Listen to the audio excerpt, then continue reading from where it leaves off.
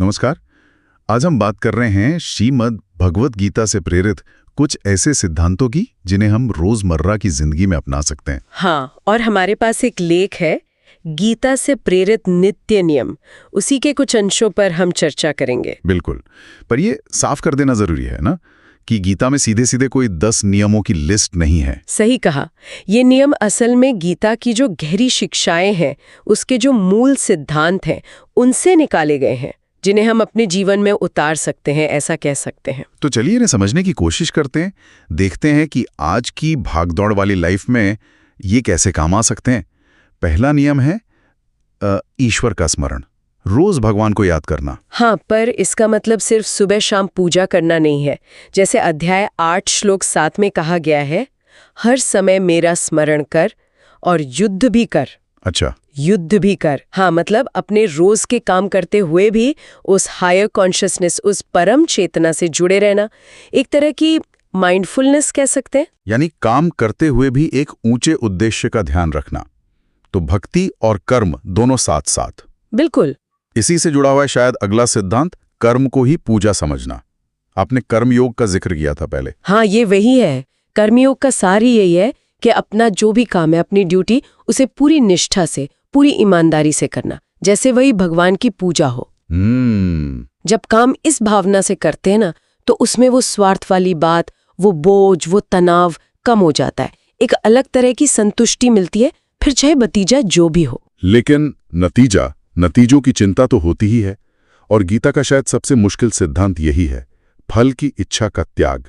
अध्याय 2 श्लोक 47, कर्म पर अधिकार है, फल पर नहीं। हाँ, ये सुनने में आदर्शवादी लगता है, पर बहुत प्रैक्टिकल है। देखिए, गीता ये नहीं कहती कि कर्म छोड़ दो या उम्मीद मत रखो। अच्छा। वो कहती है कर्म के फल से जो बहुत ज्यादा अटैचमेंट है, जो आसक्ति है, उसे छोड़ो।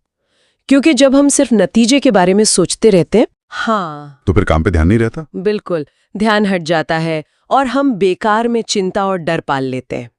तो फल की इच्छा छोड़ने का मतलब है अपना बेस्ट दो और फिर जो हो उसे स्वीकार करो।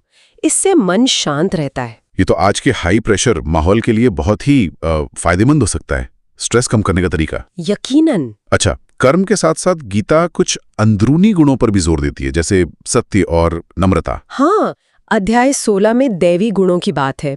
अभय, सत्य, अहिंसा, गुस्सा ना करना, विनम्रता, इन्हें दैवीय संपदा कहा गया है। दैवीय संपदा? हाँ, मतलब ये वो गुण है जो हमारे कैरेक्टर को स्ट्रॉन्ग बनाते हैं, हमें अंदर से शांति देते हैं।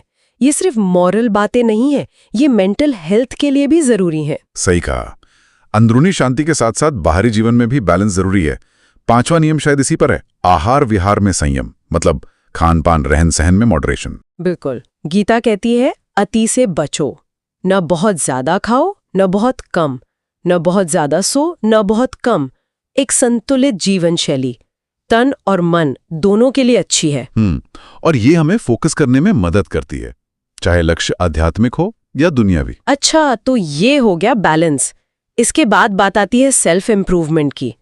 अगले 3 नियम मुझे इसी तरफ ले जाते दिख रहे हैं, आत्मचिंतन, करुणा, क्षमा और स्वाध्याय। हाँ, ये तीनों जुड़े हुए हैं। आत्मचिंतन मतलब रोज थोड़ा वक्त निकालना, अपने विचारों को, अपने कामों को देखना, क्या सही किया, कहाँ सुधार हो सकता है। इससे सेल्फ अवेयरनेस बढ़ती है। और करुणा क्षमा, वो दूसरों के प्रति हमारा नजरिया ठीक करते हैं। दया का भाव, माफ करने की क्षमता, इससे रिश्ते सुधरते हैं और हमारे मन का बोझ भी हल्का होता है। और स्वाध्याय, क्या इसका मतलब सिर्फ शास्त्र पढ़ना है? नहीं, स्वाध्याय का मतलब है सेल्फ स्टडी, आत्मअध्ययन। कुछ भी ऐसा पढ़ना, सुनना या सीखना जो हमें बेहतर इंसान बनने में मदद करे, हमारी समझ को गहरा करे, ये बुद्धि को तेज रखता है। ये सब तो मन और बुद्धि को साधने की बातें हुई, लेकिन हमारी इंद्रियां, खासकर इच्छाएं और गुस्सा, ये तो अक्सर रास्ते से भटका देते हैं। 9वां नियम इसी पर है, इंद्रिय नियंत्रण। बिल्कुल। गीता में काम यानी अतृप्त इच्छाएं और क्रोध, इनको इंसान का सबसे बड़ा दुश्मन बताया गया है। दुश्मन? हाँ, जो उसे गलत रास्ते पर ले जाता है। तो अपनी इंद्रियों को कंट्रोल करना, खासकर लालच, मोह और गुस्सा, इन पर काबू पाना बहुत जरूरी है। ये हमें इम्पल्सिव होकर गलत फैसले लेने से बचाता है। सही है। और आखिर में 10वां सिद्धांत, और शायद सबसे गहरा, आत्मज्ञान का प्रयास। आत्मा को शरीर से अलग समझना, उसकी अमरता को जानना। ये गीता का कोर फिलॉसफी है। जब इंसान ये गहराई से महसूस करने लगता है कि मैं सिर्फ ये शरीर नहीं हूं जो एक दिन खत्म हो जाएगा, बल्कि इसके अंदर जो चेतना है, जो आत्मा है, वो अमर है, तो मौत का डर कम हो जाता है। दुनिया के जो नुकसान हैं वो बहुत छोटे लगने लगते हैं। ये समझ जीवन में एक गजब की स्थिरता और शांति ला सकती है।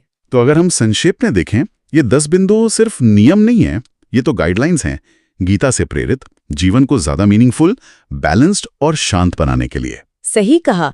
ये दिखाते हैं कि अध्यात्म कोई अलग थलग चीज नहीं है, उसे रोज की जिंदगी में जिया जा सकता है, अपने कामों में, अपने विचारों में। आखिर में श्रोताओं के लिए एक सवाल छोड़ जाते हैं।